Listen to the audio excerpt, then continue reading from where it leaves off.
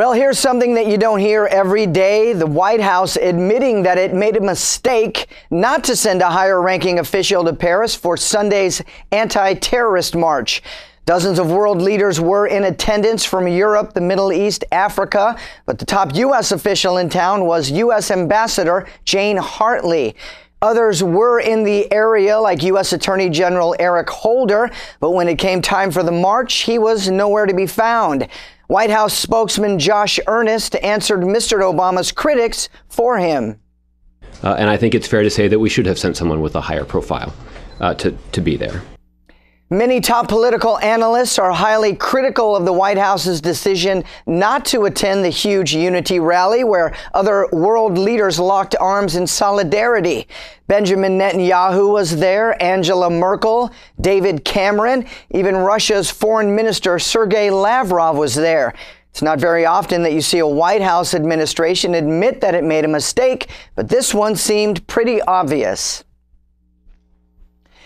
A terrifying experience for subway riders in Washington. Smoke from an unidentified source filled the L'Enfant Plaza station, one of the system's busiest, one close to the Smithsonian, just before the afternoon rush hour. One person died and dozens were treated for smoke inhalation. A normal commute to Alexandria took a drastic turn when the car doors closed. Smoke poured in through the car's air vents.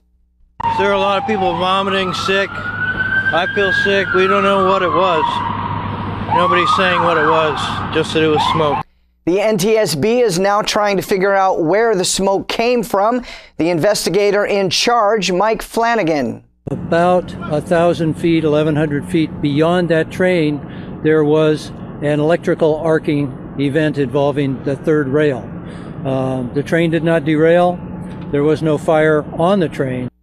The NTSB is now investigating where the smoke came from. Fire officials in New York City now label a 3-alarm fire early Tuesday morning at Penn Station as suspicious. There is damage, but no serious injuries reported. The chief of the department, James Leonard, says the extensive amount of fire caused structural damage to the station, and engineers are now on hand assessing that damage. The FDNY is calling the fire suspicious. It's a remote area where people don't normally go, so they can't seem to figure out how it possibly could have started on its own. 2 firefighters suffered minor injuries while putting the flames out, and this started around 2 in the morning. Of course, Penn Station is chaotic enough on its own during a normal traffic day without a fire to enhance that. A busy day at the White House. President Obama invites 16 congressional lawmakers from both sides of the aisle to the Oval Office. And while they are there, they'll be talking about some major issues. This is the first time Obama will meet with bipartisan congressional leaders since the Republicans took control of both the House and the Senate. And while there's been a lot of talk about issues they might be able to work on together, so far each side appears to be pursuing their own agenda. President Obama announced extremely expensive new plans to launch free community college for all Americans and vows to veto the Keystone Pipeline, while the GOP leaders passed a number of bills that oppose the president's health care law. The first woman to become infected with Ebola in the UK is showing signs of improvement. Here's Gary Franchi with the details. Pauline Cafferkey was diagnosed with the virus just a few days after returning home to the UK from Sierra Leone. Cafferkey was a nurse who was recently in Africa helping to fight the Ebola outbreak. And after being admitted to London's Royal Free Hospital, her condition quickly deteriorated to a critical state. Now the hospital has announced that the nurse's condition is improving. Cafferkey was given a blood plasma treatment along with an experimental antiviral drug. Currently, she's in a high-level isolation unit, and all access to the unit is restricted to hospital staff only. Cafferkey was working for Save the Children's Carytown Ebola Treatment Center before arriving home in the UK. Now, Save the Children has released a statement saying that they are doing everything possible to figure out how Cafferkey contracted the virus. A busy week for Pope Francis during his speech Monday to Vatican diplomats. The The Pope voiced his condemnation of the attacks in Paris. With these sentiments, I once more offer to each of you, to your families and your peoples, my prayerful good wishes that this new year of 2015 will be one of hope and peace. Pope Francis is now off on what he calls the pursuit of truth in Sri Lanka.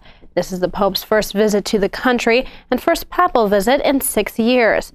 This comes after Sri Lanka's president has called for an end of repression of religious minorities. The country is still continuing to rebuild and unite after a long civil war that ended in 2009.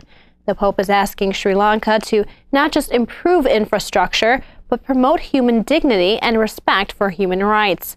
This is the Pope's second Asian tour in less than 6 months. It's one thing to be a criminal and another thing to be a bad criminal. During a routine airport security check, a man was found with 94 iPhones strapped to his body. Chinese custom officials noticed something was wrong when a man walked through a metal detector over the weekend. After further investigating, airport security found 94 iPhones strapped to the man's body in shrink wrap. The phones were worth a street value of over $49,000. Shenzhen Chinese custom officials say this isn't the first mule they've caught. Over 18 people have been found with electronics strapped to their bodies since December.